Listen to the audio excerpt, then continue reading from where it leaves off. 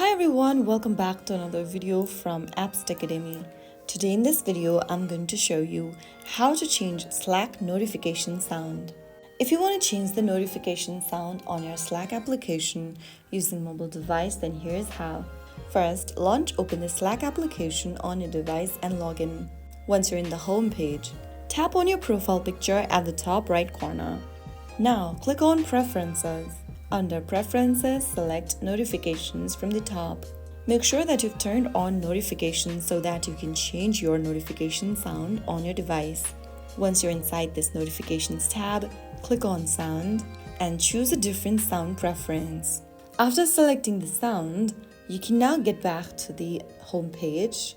And now you've selected your preferred notification sound. You will hear the sound whenever you receive any notification from Slack.